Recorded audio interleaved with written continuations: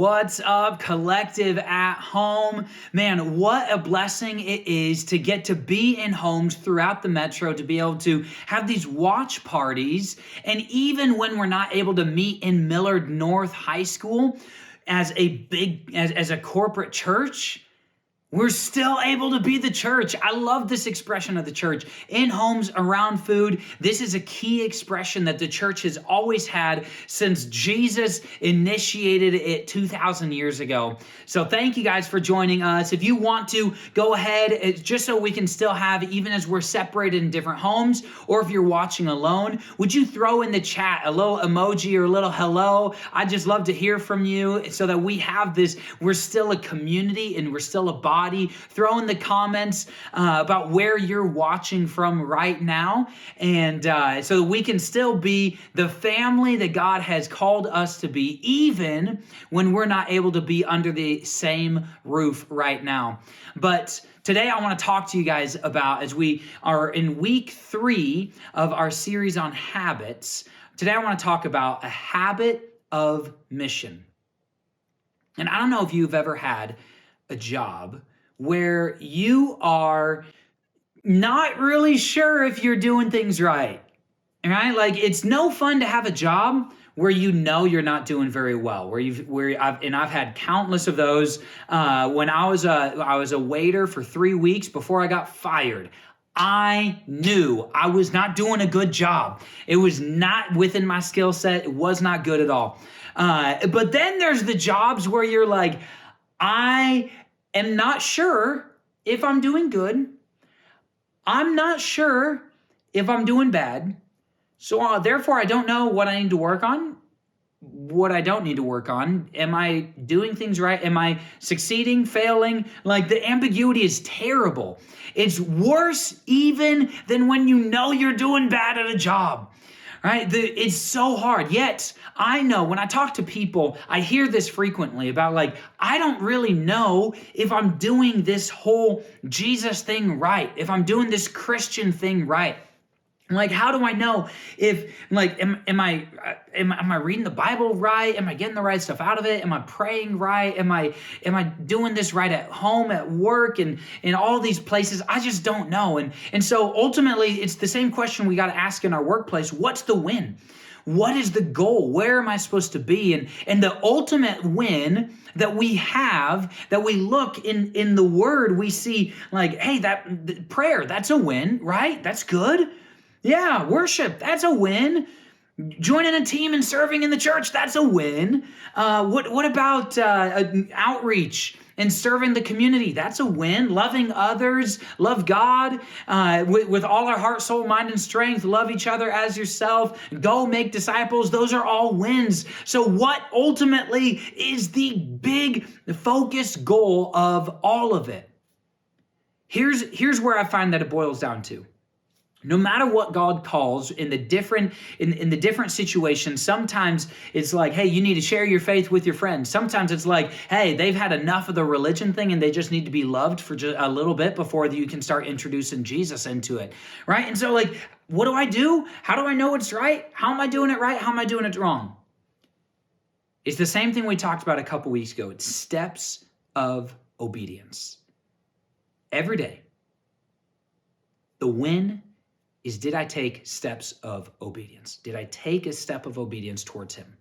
And in this series, we're talking about that all of our life, everything in our life is a culmination of steps of obedience, steps of disobedience, or steps of ignorance. Right? It's kind of like going out on a high dive and you're 20 feet in the air and you can't just close your eyes and pick a direction and start walking. Right? There's actually a direction, a step of obedience toward Christ-likeness that we have to go. And so whether it's obedience stepping towards that, disobedience intentionally turning away, or like most people, just every day taking a step of ignorance. And I don't know where I'm going. I'm just drifting. And that's why 40% of our life is actually habitual. A lot of what we do in life is just the same things that we've always done. And if we don't intentionally lead ourselves and build habits that point us toward Christ, we're going to find ourselves drifting wherever the world is pushing. And this is why we're talking about, in this series, we're talking about building. Week 1, we said, build a habit of being in the Word. Last week, Morgan talked about building habits of being in prayer. And really what this is what we repeatedly do, we become. We become those things. And we talk about, we mentioned the 2190 rule. And that's why we're doing this fast together. We're diving into the Word. We're diving into prayer. We're taking on these challenges for 21 days because it takes general rule is about 21 days to build a habit, but it takes about 90 days to make that habit permanent. In 90 days from the beginning of this is about Easter.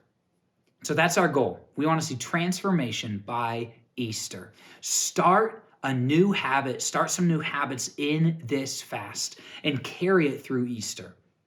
But when we talk about habits of prayer, habits of being in the Word, and today a habit of mission, my favorite people to talk about is actually in the Old Testament from the book of Daniel. And it's 4 dudes, 4 friends, and it's Daniel, Shadrach, Meshach, and Abednego. And you see these guys, here's the context of where they were.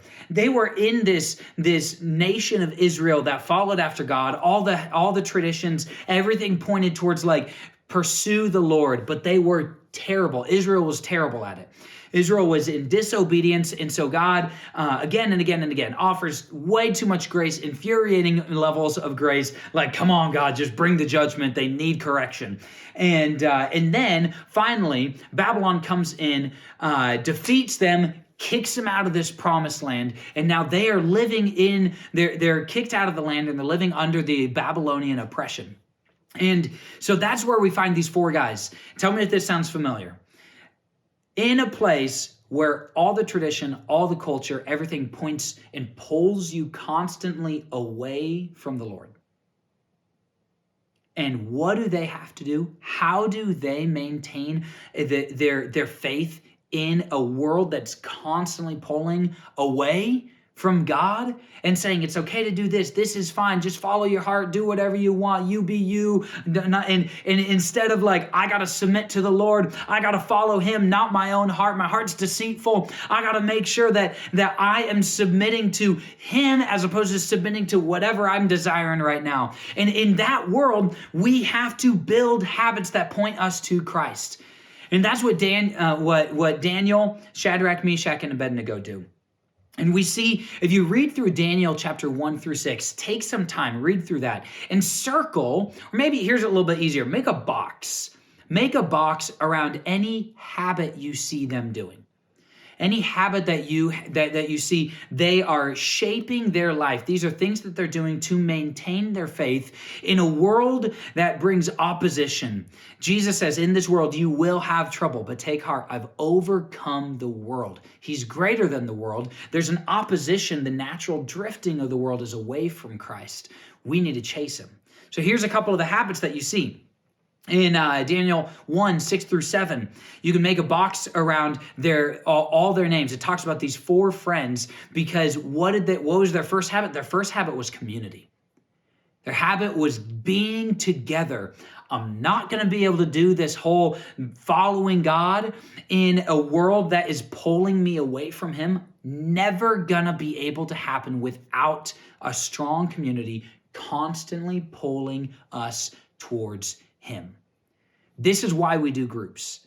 And we actually have our groups launching next week. Please, if you haven't already signed up, click the link below, sign up to join a group because your life with Jesus will never be the life that's abundant and fruitful and purpose-filled if we're not doing it in a community of other believers that are constantly reminding us and pulling us towards him so that we can have this mutual encouragement together. We need each other. We were created for community that points us towards being Christ-like. And that was their first habit. We see another habit that was built, and it's a habit of worship, of I worship God, I worship nothing else. We talked about this in our American Gods series about the idols that we love to worship. And they made a habit of I will not worship anyone, anything else other than my God, even when that habit was challenged in Daniel chapter 3. We see another habit that they had. They had a habit of prayer. And Daniel chapter 6, verse 10 talks about this habit of prayer that Daniel would pray. It says he prayed 3 times a day, as he always had done. Every single day, he built a habit. He had 3 different times every single day that he would spend time with God in prayer. He'd wake up, before breakfast, at breakfast, what are those times, right? Wake up, spend time with the Lord. Lunchtime, time with the Lord. After work, after dinner, before bed, I got a time with the Lord. And he has these rhythms that he started, and every single day, that's what he did. And this is, and one of my favorite habits that they had is actually introduced in Daniel chapter 1, verse 8, where it says, Daniel resolved not to defile himself with the royal food and wine. And here's what's interesting about this. So it's this diet, this habit of diet, and this habit of what are they eating, what are they not eating. But it's interesting because this isn't a cleanliness, uncleanliness. It's not commanded in the law.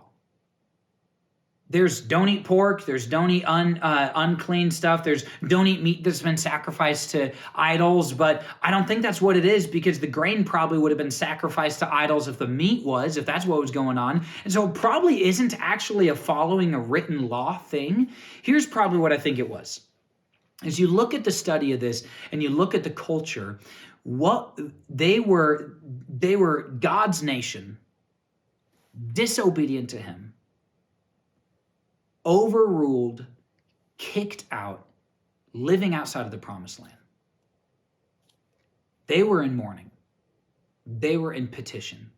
They were in a constant fast of going, right, I'm looking to the Lord until we can be restored to being God's nation again. I think this was the idea of we're living in the palace, and I am not going to act or pretend like we're living in the promised land right now. Right now, we're living in the palace of the king that overthrew us and is oppressing us. This is not a time to eat, drink, and be merry. And so honestly, I think it's just the habit of going, everything I do honors God. And if I'm going to honor God in this season, I'm not going to pretend like everything's happy and amazing and fantastic. No. I am going to be disciplined. I'm going to be in this, and I'm going to submit myself to this fast indefinitely, because I'm in mourning going, God, I want to see the nation that we are in. I want to see you be glorified in this nation in the same way that I see that over America and over our world. And I'm like, God, I want to see it. There's so much that we even when we were trying to be more Christ-like, and there's just so much brokenness in a lot, and I am desperate to see you move in our nation. And that's this place that he's, and that's why I love this habit the most, this diet, because it wasn't commanded. It was just a response. It was the obedience of, I will honor God to the best of my ability, as best as I know how, and this is the best way I know how, and I refuse to budge on this conviction God gave me that I will not be in celebration as we are in mourning. I love it. Daniel and his friends lived with intentional, disciplined habits. Discipline is part of being a follower of the Lord. And some people say that I'm just not as disciplined of a person. Here's the reality. Everybody can be. Anybody can be disciplined. It starts with one little habit at a time. Just get in your word. You mess it, you miss it, it's okay. Get back in it. You're starting to build a new habit. We're starting to change the way that our mind thinks. We're renewing our mind. We're renewing our habits. We're changing the way our day operates. And when we end the day and we go, man, I kind of jacked that day up. I didn't look anything like Christ. That's not good. I get tomorrow as a new start and a new day, and I get to go, I'm taking another step of obedience tomorrow. And that's my goal. And we see this in Daniel. We see this Daniel and his friends, this discipline. And one of my favorite passages on discipline is actually 1 Corinthians 9:24-27. It says, "Don't you know that in a race all the runners run, but only one receives the prize? So run that you may obtain that prize. Every athlete exercises self-control in all things. For the sake they do it to receive a perishable crown," the wreath that you see in the old Greek Olympic pictures and statues. "But we are pursuing an imperishable crown. So I do not run aimlessly. I do not run nowhere. I'm just going on in a big circle. I do not box as one just beating the air. I'm not training and fighting just to fight." He says, "I discipline my body." What is my training? What is my discipline? What is my self-control? It's overcoming this. I love this. "I discipline my body, my mind, my emotions. I keep it under control so that after preaching to others, I myself should not be disqualified." So that my life actually reflects accurately the convictions that I hold and that I communicate. I will not be owned. I will not be owned by what my body, my mind, my emotions, the chemicals that are firing in my brain are calling me to desire. I'm in control of this shell, of this thing, because he has overcome. He has given us power. And so I can take a little step today to start overcoming that. It's amazing what God does with the little habits of Daniel and his friends. This is where we start to see it move from habits to a habit of mission. Because they have these habits, but the reality is we are all missionaries. God had them in that season, not by accident. He had them there for a purpose and a calling. 2 Corinthians 5:20, Paul is writing to the entire church, all Christians. And he says, "We are therefore Christ's ambassadors." These are his representatives, his voice. "As though God were making his appeal to others through us.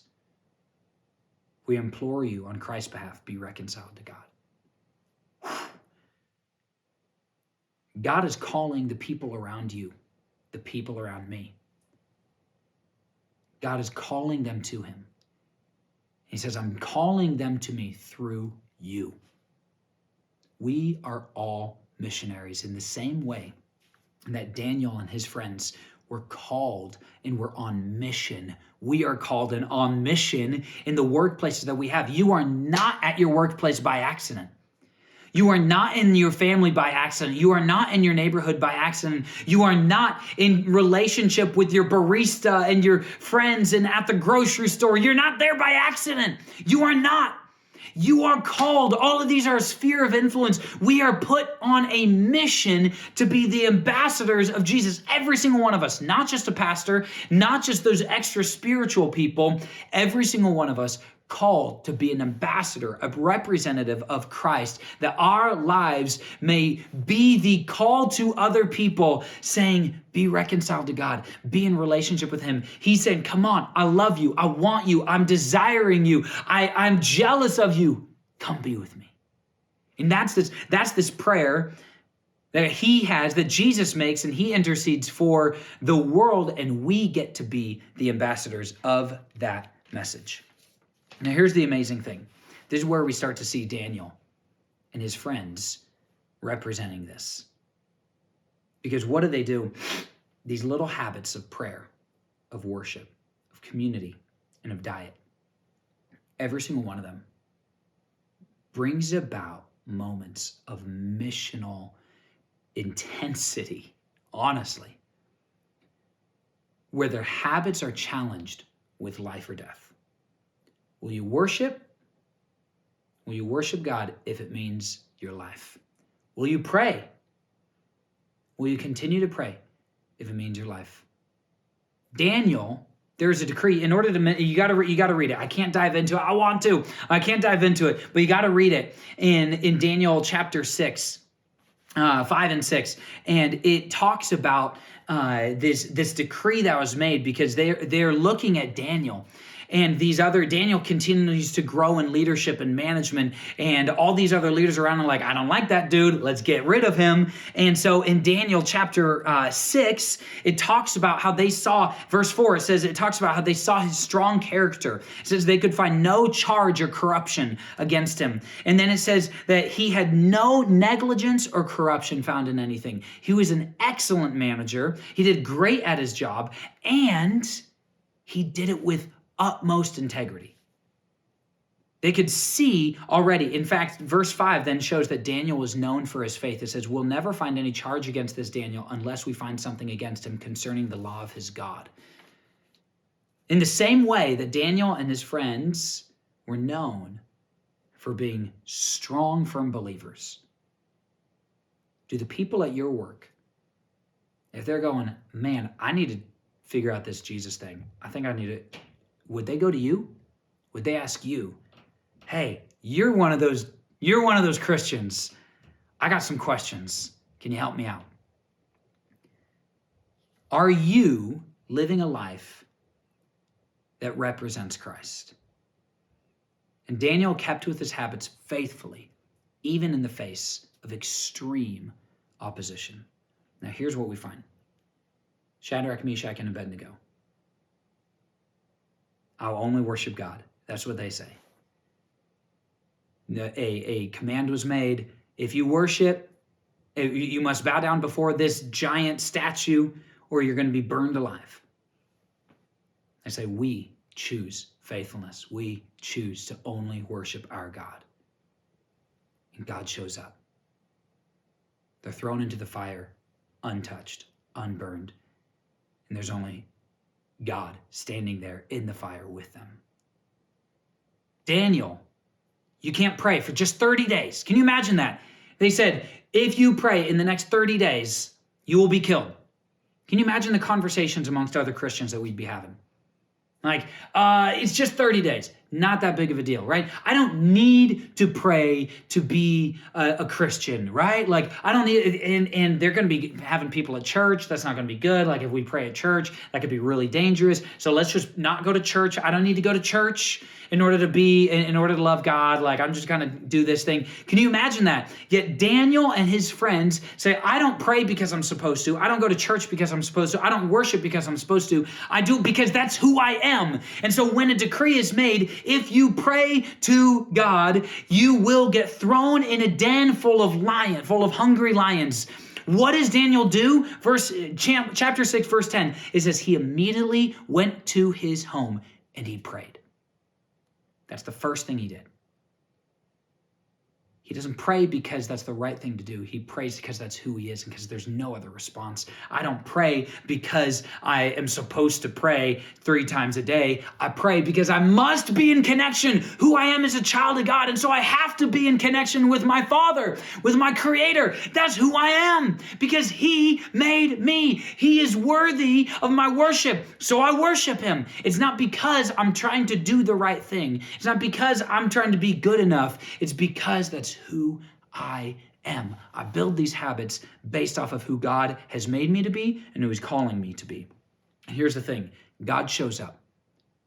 For Shadrach, Meshach, and Abednego, God shows up for Daniel, and he shows that we can never be more faithful than God. His faithfulness outshined Daniel, Shadrach, Meshach, and Abednego's extreme faithfulness by a long shot. God's faithfulness will always show through.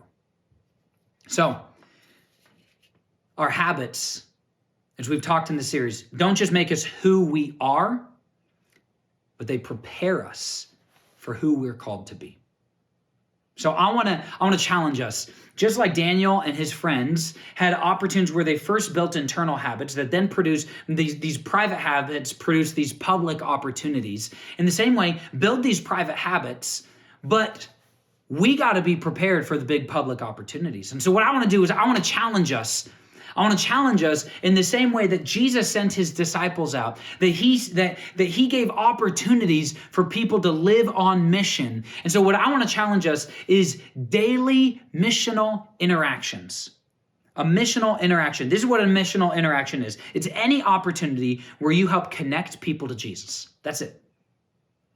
Any opportunity you have, whether it's praying for someone, whether it's inviting them to church, whether it is just showing extraordinary kindness, whether it is whatever it may be, a daily missional interaction where every day I do a little step of obedience of just like mission's part of who I am. It's part of what I do. And every single day I pray about an opportunity and I take advantage of this. And the amazing thing is when we're spending time with the Lord, we will find this starts coming naturally.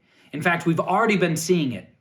We've been seeing missional, here's some examples that have happened just in the last week or two. We saw in our Mission Celebrations channel, Russ shared about Russ and his gospel beard, I'm calling it. This is the second time a beard conversation has brought about a conversation about inviting someone to church. That was a couple months ago. And now this one, he ended up getting to share his testimony just as they were talking about their beard and getting connected about, well, where'd you grow up? Oh, that's where I got saved at a church there. And he gets to share a little bit of his testimony there. Caleb is getting his fireplace fixed this last week, and he invites the guy who fixes his fireplace to Collective Church. That's a missional interaction. Morgan getting the car fixed at Subaru. She posts about how she had multiple missional interactions and going, hey, and inviting people to church, and someone even showed up at the last time that we were meeting in person. It's so cool how God keeps this going. I have seen that I've been able to have conversation with a woman who recently was going through a divorce and pray with her and connect her back to her home church. It wasn't even Collective. It's just her home church. Get plugged in. You need to be in your community there. Also had this really cool couple about the guy had just moved up. They just got engaged and just moved up from Texas, and they and was able to pray with them over their relationship as they were getting ready to be married and encourage them and like have your relationship built in Christ. These are all just missional interactions. I didn't even invite them to church. This is just being on mission. So, here's some examples of missional interactions. You could share a meal with a new believer or a non-believer. You could provide for someone's needs. You could pray with someone, invite someone to church, share something God has taught you. You could show extraordinary kindness. You can share part of your testimony. You can post a spiritual encouragement on social media, or just be the love of Jesus. But every day, pray. God, give me an opportunity for a missional interaction to be your ambassador today, so that the habits that I'm forming right now don't just shape who I am, but they prepare me for who you're calling me to be tomorrow. And I want to invite, if you've never said, all right, God, I'm in. He's calling you. He's been calling you for a long time. He's been knocking on the door of your heart, saying, come on, I want you. I want connection. I want relationship. I got purpose for you. I got a calling for you. I got a mission for you. And I want to see you live with more abundance than you would ever know.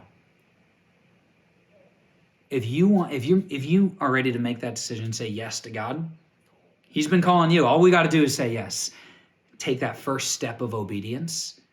We got a link that says, I want to follow. I'm saying yes to following Jesus. We got a link. Would you click on that link so we can get you some resources? We got a gift for you, and we want to make sure that you get started with the right, best next steps, and you don't have to do it alone of like, what am I supposed to do? What are my next steps of obedience? How do I do this? We've got you. We want to help walk with you through that. But for the rest of us, I want to introduce it. I want to step us into a time where we got some discussion questions. Feel free to ask. Feel free to talk amongst each other. And got a couple announcements before that. But thank you guys. Let's have some time for discussion. If you're by yourself, give a friend a call. Send this video to a friend. And then you guys can discuss some of these questions that are popping up right next after that. I'll see you guys next week, Sunday Fun Day. Bring a friend and we'll have some fun together. See you then.